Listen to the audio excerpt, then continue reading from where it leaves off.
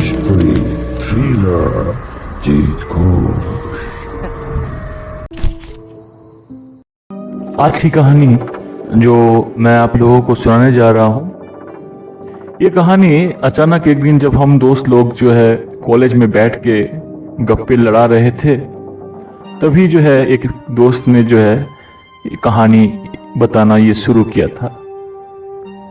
आप लोगों को डरावनी कहानी सुनने में मजा तो बहुत आता होगा, लेकिन जिनके साथ ये डरावना घटना घटता है उनके लिए ये कितना भयावह होता है ये वही समझ सकते हैं। लोगों को कहानियां सुन के लगता है कि ये सब गलत है, झूठा कहानी है, मजाक मस्ती में बहुत लोग लेते हैं, लेकिन हर वक्त कई चीज़ें जो होते हैं वो मजाक मस्ती में लिया नहीं जाता, वो हकीकत में भी होते हैं और हकीकत में भी घटनाएं घटती है। इसी तरह से मेरा एक दोस्त कॉलेज लाइफ में वो कहानी सुनाता है। मेरा दोस्त कहता है कि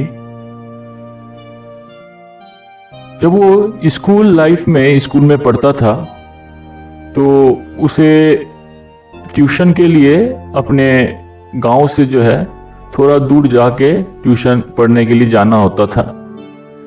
तो डिस्टेंस बहुत ज़्यादा होने के वजह से जो है ट्यूशन पढ़ के लौटते लौटते उसे कई रात हो जाती थी।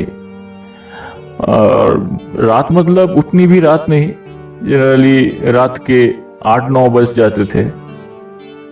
और वो बहुत मजबूर भी था क्योंकि उसके गांव में आसपास कोई पढ़ाने के लिए ट्यूशन नहीं था उस समय, तो जिसके वजह से उसे पढ़ने के लिए उतना दूर जाके ही उसका ट्यूशन पढ़ना होता था। तो वो कई सालों से ही जा रहा था ट्यूशन पढ़ने में, तो उसे कोई दिक्कत नहीं होता था। लेकिन कुछ दिनों से वो जिस रास्ते से होकर के जाता था, बारिश होने की वजह से वो रास्ते का हालत इतना बिगड़ चुका था कि उसके लिए संभव नहीं था कि उस रास्ते से होकर के साइकिल चला के वो अपना घर को आना जाना कर सके, जिसके वजह से जो है उसे एक ब्रिज का दूसरा रास्ता लेना पड़ता था। तो रास्ते में जो है एक ब्रिज था, वो ब्रिज को क्रॉस करके जो है उसे उल्टा रास्ता पकड़ के जो है उसे अपना घर आना पड़ता था, जिसके वजह से समय थोड़ा और ज़्यादा लगता था। लेकिन पढ़ाई के लिए समय, यातायात का जो समय लगता था उसको तो उसके लिए वो मैटर नहीं करना पड़ता था, और वो मजबूर भी था क्योंकि उसे जाना ही था पढ़ाई लिखाई करने के लिए। जो भी हो, इसी तरह से वो हर रोज जिस रास्ते से जाता था वो रास्ता बदल करके वो ब्रिज वाले दूसरे रास्ते से होकर के ट्यूशन जाने लगा। और वो हर रोज जब भी रात को लौटता था, पहले तो जब रास्ता सही था तो 8-9 बज जाते थे, लेकिन अभी उल्टा रास्ता पकड़ के ब्रिज के रास्ते से होकर के आना पड़ता था, जाना पड़ता था, तो उसे कई समय ज़्यादा लगता था। तो उसके रात को लौटते लौटते उस ब्रिज से होकर के करीब 10-11 बज जाते थे। तो वो जब भी अपना ट्यूशन को ख़त्म करके उस ब्रिज से होकर के गुजरता था, तो वो देखता था कि एक लड़की जो है वो खड़ी हुई है, ब्रिज के ठीक बीचों बीच खड़ी हुई रहती थी। और वो ठीक ब्रिज के नीचे एक नदी था, वो नदी में वो ताकते रहती थी। कई दिनों से वो देखता रहा कि एक लड़की खड़ी हुई है, हर रोज खड़ी रहती है और पता नहीं क्या नदी में ताकती रहती इतनी रात को। जो भी हो, वो हर वक्त जो है अवॉइड करके आगे बढ़ने लगता था। जो भी हो, एक दिन इसी तरह से वो ट्यूशन करके लौट रहा था उस ब्रिज से होकर के अपने घर के तरफ, तभी जो है वो लड़की उसको बुलाती है और कहती है, जरा सुनिए, क्या आप मेरी एक मदद कर सकते हैं? मेरा दोस्त कहता है कि बताइए क्या मदद करना है। तो वो लड़की कहती है कि क्या आप मेरे लिए एक पानी का बोतल और एक खाने के लिए बिस्किट ला सकते हैं? मुझे बहुत भूख लगी है।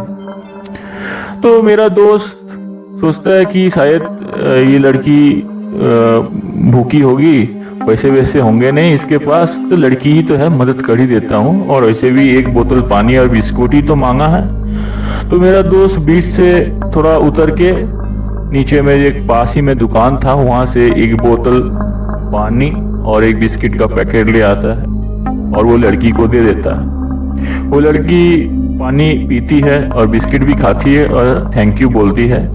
जो मेरा दोस्त कहता है कि थैंक यू बोलने का कोई ज़रूरत नहीं है, आप खाइए, ये बोल के मेरा दोस्त आगे बढ़ जाता है। तो इसी तरह से मेरा दोस्त घर लौट जाता है।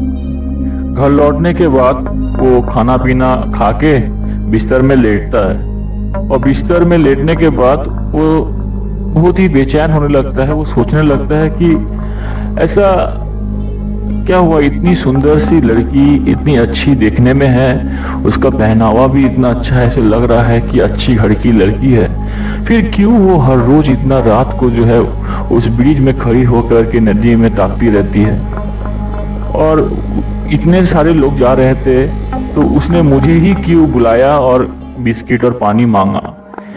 ये सब प्रश्न जो है उसके मन में जो है घूम रहा था, और वो उस लड़की से फिर से मिलकर उसके मन की सारी क्वेश्चन जितना भी था वो उससे पूछना चाहता था, और मन ही मन उस लड़की को देखकर मेरे वो दोस्त को वो लड़की पसंद भी आ गई थी, तो फिर वो उससे मिलना भी चाहता था। तो मेरे दोस्त ने सोचा कि मैं फिर से कल को जब जाऊंगा, अगर वो लड़की मुझे मिलती है तो फिर मैं ज़रूर देखूंगा कि वो फिर से मुझे बुलाती है कि नहीं। जो भी इसी तरह से अगला दिन आया, वो अपना ट्यूशन गया, ट्यूशन ख़त्म करके रात को उस ब्रिज से वो लौट रहा था, और ये सोच रहा था कि बहुत ही धीरे धीरे चल रहा था मेरा वो दोस्त, और वो सोच रहा था कि वो लड़की उसे बुलाए, लेकिन वो लड़की बुला नहीं रही थी। तो वो धीरे धीरे आगे बढ़ते रहा, लड़की उसके पीछे खड़ी थी। तभी जो है वो सोच ही रहा था कि शायद आज को ये लड़की मुझे बुलाएगी नहीं, कि तभी जो है वो लड़की उसे बुलाती है। अरे जरा सुनते हो, मेरा दोस्त पीछे मुड़ता है और पीछे मुड़ के मुस्कुराते हुए लड़की को कहता है कि क्या आज भी आपको बिस्किट और पानी चाहिए? वो लड़की मुस्कुराते हुए कहती है कि नहीं नहीं, मुझे आज बिस्किट और पानी कुछ भी नहीं चाहिए, मैं तो बस आपसे बात करना चाहती हूँ, आपके साथ दोस्ती करना चाहती हूँ। तो इसी तरह से दोनों बातचीत करने लगे, और इसी तरह से कई दिनों तक जो है जब भी मेरा दोस्त उस ब्रिज से होकर के गुजरता था रात को, तो वो लड़की मिलती थी, और वो दोनों ब्रिज के करीब बैठ के जो है बहुत देर तक आपस में बात आलाप करते थे, बातचीत करते थे, हंसी मजाक करते थे। एक दिन मेरा वो दोस्त बात करते करते उस लड़की से उसके विषय में पूछने लगा कि तुम कहाँ रहती हो, तुम्हारे घर में कौन कौन है। लड़की का एक ही जवाब था कि सही समय आएगा तो जरूर मैं बताऊंगी, तुम्हें सब कुछ बताऊंगी खुल के। मतलब ऐसा लगता था कि वो लड़की जो है अपने विषय में कुछ बताना नहीं चाहती है, और वो हर बात जो है वो अवॉइड करती है। जो भी हो, मेरा दोस्त ये सब बातों को उतना ध्यान नहीं दिया, और इसी तरह से तो सब कुछ चलते रहा। तो एक दिन रात को जोर से बारिश होने लगा, तो बारिश होने के वजह से जो है मेरा दोस्त भीग गया था पूरा, और लड़की तब बोली कि तुम एक काम करो, मेरे पास छाता है, तुम मेरा छाता लेके घर में चले जाओ क्योंकि तुम्हारा घर बहुत दूर है। और लड़का कहता कि तो तुम तो भीग जाओगी। लड़की कहती है कि नहीं, मेरा घर तो उस ब्रिज के करीब ही है, वो देख रहे हो, वो सामने ब्रिज के नीचे में वो जो रास्ता दिख रहा है, उस रास्ते के करीब एक चाय का दुकान है, उस चाय के दुकान में जो पास से गली जा रहा है, उस गली को हो करके जो आखिरी घर है वही मेरा घर है। तो मुझे ज़्यादा देर नहीं लगेगा घर पहुंचने में, तुम मेरा छाता लेके चले जाओ, मैं घर चली जाऊंगी। जो भी हो, तो वो छाता लेके चले जाता है, और फिर से मेरा दोस्त जब घर पहुंचता है तो वो सोचता है कि कल सुबह होते ही जो है मैं ये छाता जो है उस लड़की के घर जाके ही लौटा के आऊँगा। तो फिर सुबह होती है, और सुबह होने के बाद मेरा दोस्त जो है उस लड़की ने जैसे जैसे कहा था पिछले रात कि उसका घर जिस जगह पे है वहाँ पे पहुँच जाता है। तो वो पहुँच के देखता है कि एक चाय का दुकान है और चाय के दुकान के बगल से एक गली जा रहा है। तो उस गली में चलने लगता है, लेकिन वो गली में चलते चलते देखता है कि उस गली में कोई घर ही नहीं है। वो गली एक एंड पॉइंट में जाके जो है उसमें जो वो रुक जाता है, वहाँ पे कोई भी घर नहीं है, सिर्फ एक पेड़ नजर उससे आ रहा है। तो उसने चाय वाले से पूछा कि यहाँ पे कोई घर है क्या? तो उस चाय वाले ने भी कहा कि नहीं, यहाँ पे तो कोई घर नहीं है, जस्ट इस गली के आखिरी में एक पेड़ ही है। जो भी हो, उसे समझ में नहीं आया कि ये भाई क्या हुआ। कल ही रात को तो उसने यही एड्रेस बताया था और दिखाया भी था, फिर आज ऐसा क्या हो गया कि मुझे वो घर ही नहीं मिला। तो आज को रात को मैं सब कुछ जो है मेरे मन में जितना भी प्रश्न है आज को मैं उस लड़की से पूछूंगा, तभी जो है मैं बातचीत आगे बढ़ाऊंगा, नहीं तो नहीं बढ़ाऊंगा। तो वो रात होने के इंतजार करने लगा और रात होते ही वो ब्रिज में खड़ा हुआ था और उस लड़की का आने का इंतजार करने लगा। काफी देर हो चुका था बट वो लड़की आ नहीं रही थी। तभी जो है अचानक वो देखता है कि वो लड़की ब्रिज के सामने से होकर के उसके करीब आ रही है और वो लड़की को बोलने ही वाला था कि वो उस लड़की से कुछ पूछना चाहता है, बहुत सारा प्रश्न उसके मन में है। कि तभी जो है वो लड़की कहती है, क्या तुम इतना क्या सोच रहे हो? मुझे पता है तुम्हारे मन में बहुत सारा प्रश्न है। आज को मैं तो तुम्हारे सारे प्रश्नों का उत्तर दूंगी। आज वो सही समय आ चुका है, तो मैं तुम्हें हर एक उत्तर दूंगी। तो लड़का जो है पूछता है कि तुम कौन हो, तुम्हारा घर कहाँ है, ये सब बहुत सारे क्वेश्चन वो पूछता रहता है। तो तभी जो है वो लड़की कहती है कि तुम श्याम को पहचानते हो, जो तुम्हारा दोस्त था कई सालों पहले? तो वो लड़का कहता है, हाँ मैं तो श्याम को पहचानता हूँ। तो वो कहती है लड़की कि मैं श्याम की पत्नी थी और कई सालों पहले जो है श्याम का हरकत इतना ही खराब हो चुका था कि वो रात को जो है बुरी संगत में पड़ने के वजह से जो है दारू पी के घर आता था और नशे में जो है मेरे को मारा पीटा करता था।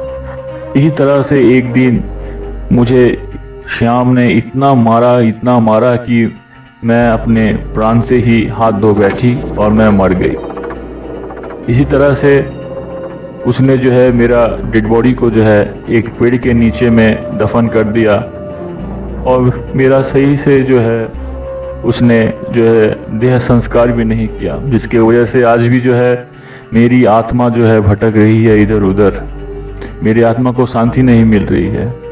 तुम मेरा एक मदद कर दो, तुम अपने दोस्त को कहो कि वो मेरा अंतिम संस्कार सही से कर दे, जिसकी वजह से मेरे आत्मा को शांति मिल सके, मुझे भटकना ना पड़े। ये सुन के जो है मेरा दोस्त वो बहुत ज़्यादा चौंक जाता है और चौंक के जो है वो भागने लगता है। उसे विश्वास नहीं हो रहा था अपने कानों पे ये सुन के कि वो लड़की मर चुकी है और वो एक आत्मा से बात कर रहा है।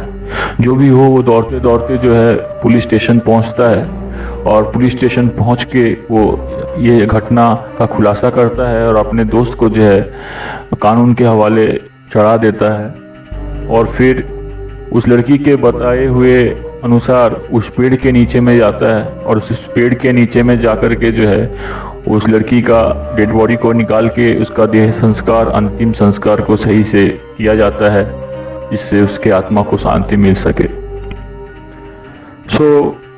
आज की कहानी में हम लोग को ये जानने को मिला कि कभी कभार जब इंसान का मृत्यु हो जाता है तो उस इंसान का मृत्यु को सही से संस्कार करना बहुत जरूरी है। देह संस्कार, अंतिम संस्कार करना बहुत जरूरी है, नहीं तो उनके आत्मा को सही से शांति नहीं मिल पाता है, जिसके वजह से उस आत्मा को इधर उधर भटकना पड़ता है।